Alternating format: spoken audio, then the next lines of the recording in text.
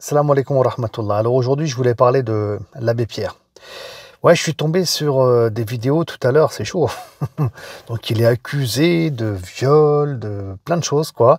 Il y a au moins 17 plaintes contre lui.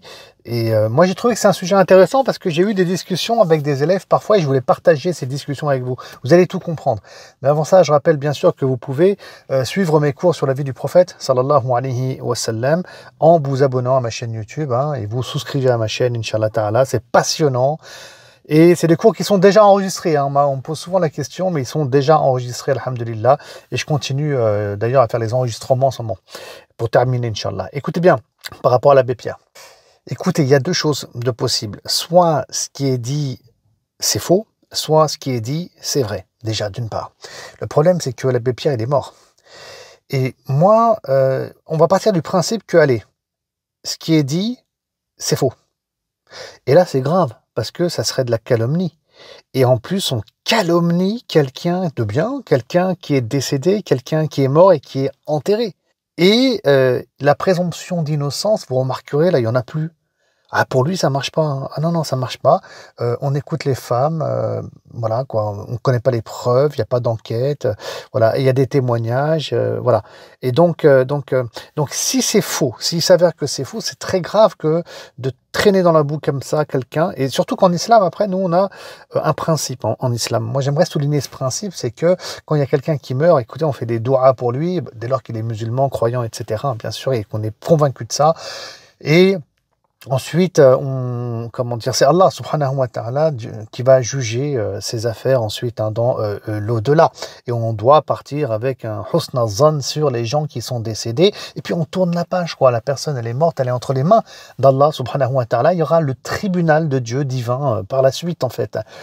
Donc c'est toujours ennuyeux de traiter une affaire quand la personne, elle est décédée. Elle peut plus se défendre. Son nom est Sadi.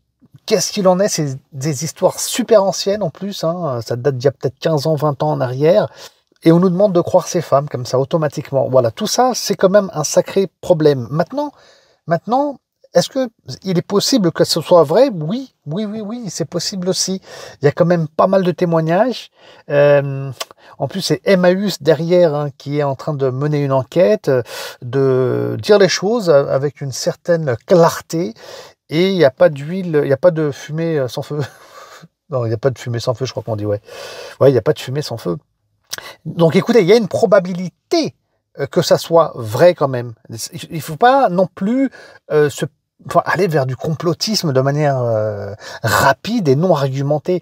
Quand tu as des dizaines de plaintes, écoutez, il y a une possibilité que, écoutez, il y a des choses vraies, quoi. Bah, supposons que ça soit vrai. Moi, j'en sais rien, moi. Après, Allahu Ta'ala a'lam, là, ça devient intéressant parce que, oui, finalement, un religieux, qu'il soit chrétien, juif, musulman, un religieux, un homme de Dieu, ben écoutez, il peut y avoir des dérapages. Moi, ça me choque pas plus que ça. Et c'est pareil au sein de l'Église. Clairement. Donc ça, il faut en avoir conscience. Et les gens, en l'occurrence les musulmans, pour la religion musulmane et les autres, hein, pour ceux qui sont chrétiens, juifs, etc., il ne faut pas qu'on soit aveuglé par le prestige des imams, des rabbins, des prêtres et leur proximité à Dieu, d'accord? Parce que des fois, il y a des choses, encore une fois, on ne va pas généraliser, mais parfois, voilà, il y a des choses qui ne sont pas claires. Écoutez, moi, pourquoi je voulais faire cette vidéo? Parce que fut un temps, vous savez, on m'avait demandé, c'était des jeunes qui me demandaient, mais comment se fait-il qu'il y a des gens bien qui vont aller en enfer, en fait? Et on entend par des gens bien, des gens comme l'abbé Pierre, quoi, qui aidaient les plus démunis, les faibles. Quelque part, c'est grave, quoi, s'ils vont en enfer. Il y a une injustice de la part d'Allah. Il y en a qui pensent ainsi, qui voient les choses ainsi. Alors moi, j'expliquais que tout d'abord, non, Allah, il est juste. On part sur ce principe-là. Allah, il est juste. Allah, il est plein de miséricorde. Et nous, on ne sait pas comment les gens meurent. C'est une explication que j'ai donnée il y a quelques années, hein, sur le cas de l'abbé Pierre et sur le cas de Mère Teresa et d'autres personnalités connues. Et en fait, nous, on ne sait pas comment les gens meurent. Donc peut-être que oui, Allah subhanahu wa ta'ala guide ces gens dans les derniers moments de leur vie, derniers jours, dernières semaines, derniers mois. Il les guide vers le monothéisme, vers une foi en un Dieu unique et en Mohammed, le messager de Dieu.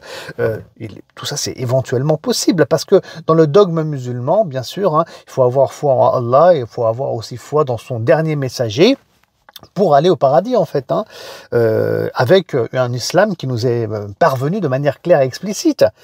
D'accord? Donc oui, Allah, dans sa justice et dans sa miséricorde, il peut guider des gens de bien vers lui pour leur donner le paradis. Et puis ça se passe loin des caméras, personne n'est au courant. Personne n'est au courant.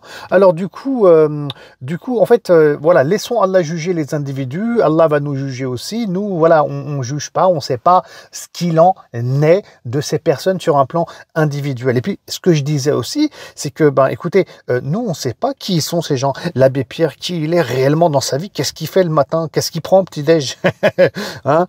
Et vous me connaissez, vous? Non, vous ne me connaissez pas non plus en réalité. D'accord? Donc, il ne faut pas juger les individus selon ce qu'on lit dans les médias, ce qu'on va entendre, ce que les gens disent.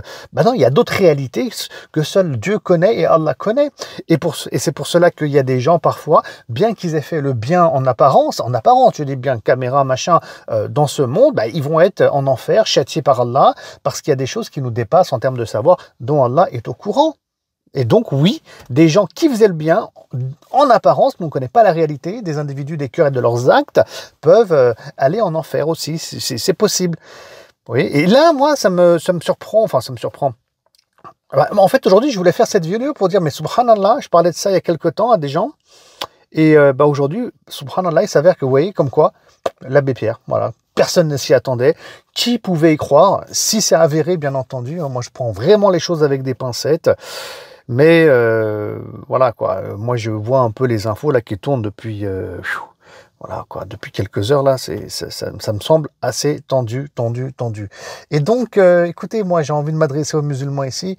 Arrêtez de croire que Allah il est injuste. Non, Allah il est juste. Subhanallah, les gens ils ont fait des péchés, les gens ils font le mal, les gens ils font des choses parfois, ils commettent des crimes, on n'est pas au courant. D'accord? Maintenant, bien sûr, que chacun y pense à son âme, à son nafs, et qui sauve son âme yawm al-qiyamah, et puis c'est ça qui importe. Après, voilà, moi je suis pas fan de traîner dans la boue quelqu'un, je sais pas moi, 15 ans, 20 ans après sa mort, sur des choses qui sont très anciennes, où il n'y a pas d'enquête de police, où on salit un nom. Et moi, je vais jamais croire comme ça, naïvement et bêtement, ces femmes qui s'expriment. Voilà, bon après, il y a un droit à s'exprimer, mais il faut quand même, comment dire, prendre tous ces éléments avec des pincettes. Mais maintenant, s'il y a des preuves qui sont matérielles et que il y a des choses qui sont vraiment claires, qu'il y a un jugement et écoutez, hein, face à l'évidence, hein, eh ben écoutez, on ne peut que l'accepter, l'évidence aussi. En tout cas, on attendra de voir ce qui se passe. Je vous dis à très bientôt. Salam alaikum wa rahmatullah.